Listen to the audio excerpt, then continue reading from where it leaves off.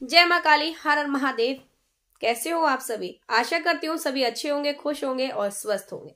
माता काली और बाबा भैरवनाथ की कृपा आप सभी पर बनी रहे। आज मैं आपको यहाँ पर बताऊंगी कि आप जब भी किसी देवी देवता की पूजा कर रहे हैं या जो भगत लोग होते हैं वो कैसे दूसरों के बारे में बता देते हैं, कैसे हमारे मन के अंदर जो है हम दूसरों की पूछा दे देते हैं, किस प्रकार से हम जो है ये सारी जानकारी बताते हैं और देवी देवताओं से बात करने के लिए हमें कैसे अनुभव होते हैं, कैसे हम बच्चे कहते हैं कि माँ हमको माँ से बात करनी है। बहुत से मेरे सब्सक्राइबर बोलते हैं दीदी हमें माँ से बात करनी है, हम कैसे माँ से बात करें।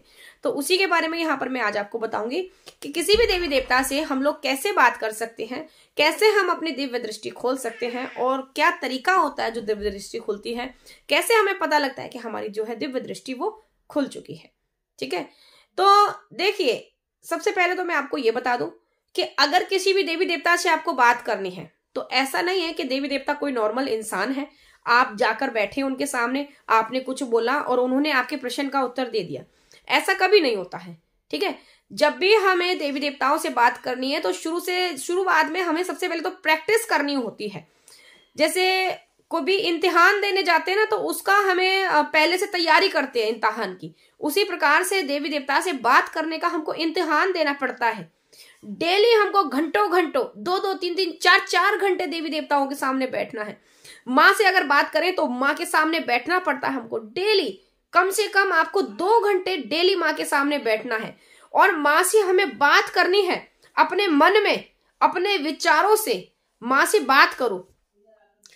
आप अपने आपके मन में कोई बात आ रही है, आपको कोई समस्या है, वो आप माँ से कहो जाकर। डेली अपने दिनचर्या की बातें माँ भगवती के सामने बैठ करके कहो, माँ सुनती है।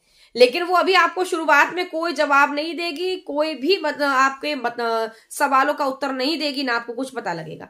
लेकिन यही जो दिनचर्या आप डेली डेली डेली डेली आपको करते करते करते करते काफी समय हो जाएगा। ठीक है, महीने 2 महीने, हो सकता है बहुत से बच्चों को साल 2 साल भी हो जाए, 6 महीने में भी हो जाए। बहुत से बच्चों को क्या होता है कि 2-4 हफ्तों में ही अनुभव होने लगते हैं। तो ये तो अपने भाव के ऊपर है, हमारे भाव कितने सच्चे और पवित्र हैं।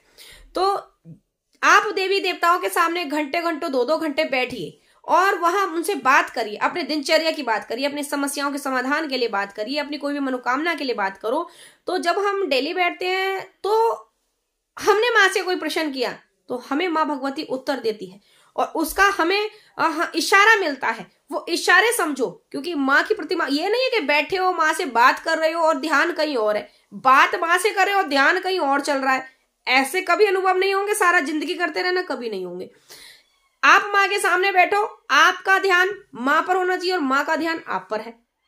आपके ध्यान में सिर्फ माँ के अलावा कोई और दूसरी बात नहीं होनी चाहिए, ना गृहस्थी की, ना घर की, ना बाहर की, कोई नहीं, सिर्फ माँ और आप, 2 ही लोग होने चाहिए उस समय आपके सामने। आपको आपके पीछे बैठे हुए इंसान का भी नहीं पता होना चाहिए कि आपके पीछे कोई बैठा है, बिल्कुल भी नहीं होना चाहिए। तो आप बिल्कुल ध्यान लगा करके बैठिए, माँ से बात करिए। प्रश्न किया माँ से आपने कि माँ मैं फलानी जगह पर जा रहा हूं, और बोलिए, आपको उसका उत्तर मिलेगा। आप उसको महसूस करेंगे, आपके अंतरात्मा में से उसका उत्तर मिलेगा, आपको जाना है या नहीं जाना। अब ये चीजें तो आप तभी महसूस कर पाएंगे जब आपकी अंतरात्मा पवित्र हो जाएगी, एकदम आपका ऑरा क्लियर हो जाएगा, साफ हो जाएगा। तभी तो कहते हैं ऑरा कितना साफ हुआ। ऑरा साफ होने के बाद में हमें हर चीजें महसूस होने लगती हैं, हर चीजों का हमें आह्वान दिखने लगता है, हमें सारी चीजें पता लग जाती है। अभी हम लोग कहीं भक्तों के पास जाते हैं, बातचीत करते हैं, हम अपनी समस्या उनको बताते नहीं है, सामने जाकर के बैठ जाते हैं। हमने बोला भाई गुरुजी हम बड़े परेशान हैं, बहुत दिन हो गए, ये समस्या हमको होती थी, तो क्यों हो रही है, कैसे हुई है, ये चीजें जो है हमको सामने वाले भगत जी बैठ करके बताते हैं। तो आपने देखा होगा बहुत से लोग तो ऐसे करके ध्यान लगाते हैं और ध्यान में ऐसे ऐसे ऐसे बात करेंगे और घंटों आंखें बंद कर करके वो ध्यान लगाते हैं, तब उनको कोई चीज समझ आती है। और आपने देखा होगा बहुत से लोग ऐसे होते हैं, आपने बोला बस देखा है, आपकी तरफ देख रहे हैं, देखते देखते उन्होंने फट से आपकी जवाब का आंसर का उत्तर दे दिया कि भाई तुमको ये समस्या ऐसी हुई थी, तुम फलानी जगह पर गए थे, वहां तुमने ये भोग प्रसाद खाया था, तुम्हारे घर पे ये चीजें आई जिसके कारण तुमको ये समस्या हुई है। तो ऐसा क्यों हो जाता है? क्योंकि जो शक्तियां होती हैं वो उनसे बात करती हैं, शक्तियां उनको आकर के बता देती हैं कि भाई ये काम ऐसे हुआ। वरना ये बोलिए, अभी मानते हैं बहुत से लोग कहते हैं कि भाई चमत्कार होते हैं, हम मानते हैं चमत्कार होते हैं, लेकिन चमत्कार ये नहीं हो सकते हैं कि कोई सामने वाला अनजान व्यक्ति बैठा हुआ है और आप उसको अपने मुंह से उसके बारे में बता दें। भाई उसने कौन से दिन कहाँ खाया था, कौन से समय क्या पिया था, आपने अपने दिनचर्या में क्या किया है, आपने अपने भविष्य में क्या गलती की है, आपने किसका क्या बोला हुआ है, आपने किसका उतारा रखा हुआ है, आपके ऊपर कहां से विपदा चली है, आपके घर में पूर्व में क्या हुआ है, किसकी अनहोनी हुई है, कोई अकाल मृत्यु हुई है या कोई कलेश हुआ है या कोई बीमार व्यक्ति है आपके घर में, ये चीजें नहीं बता सकते चमत्कार। ठीक है, ये तो सिर्फ और सिर्फ शक्तियां ही बता सकती हैं। भाई देखो, जो मानते हैं उनके लिए तो ये वीडियो है, जो नहीं मानते हैं तो कोई बात नहीं है। ठीक है, अब शक्तियां उन्हीं को बताती हैं जिनके ऊपर कृपा होती है।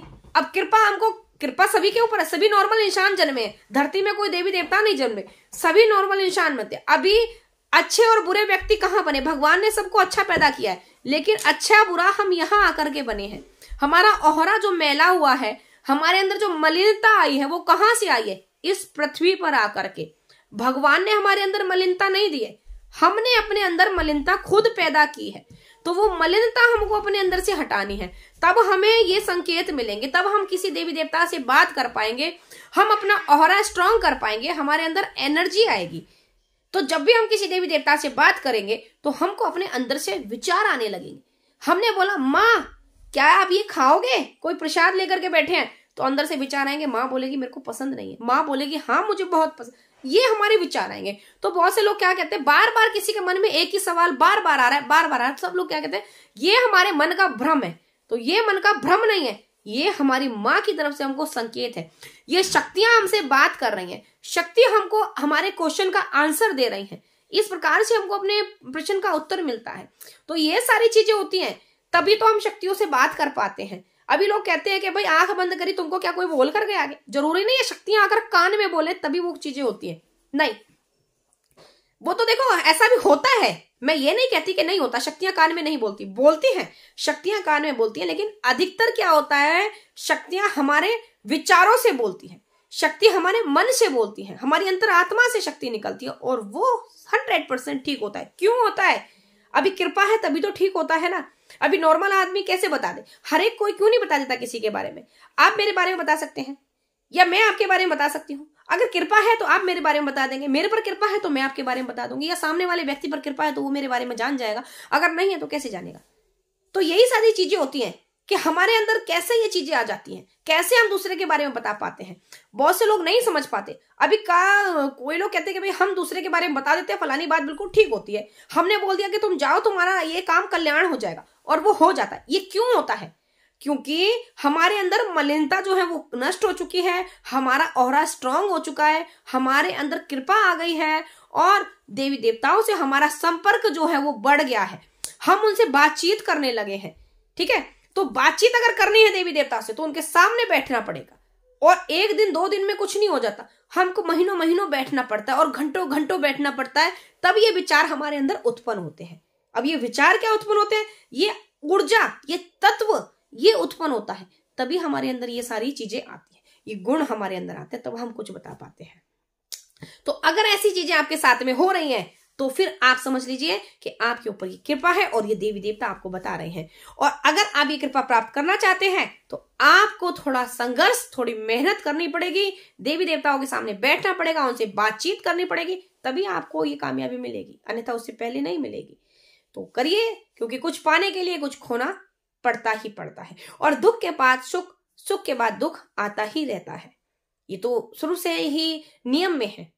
तो अगर मेरे वीडियो से अगर आपको कुछ भी मार्गदर्शन मिला है तो वीडियो को लाइक जरूर कर दें, साथ ही शेयर कर दें, ताकि और भी बच्चों तक मेरी ये वीडियो पहुंच सके।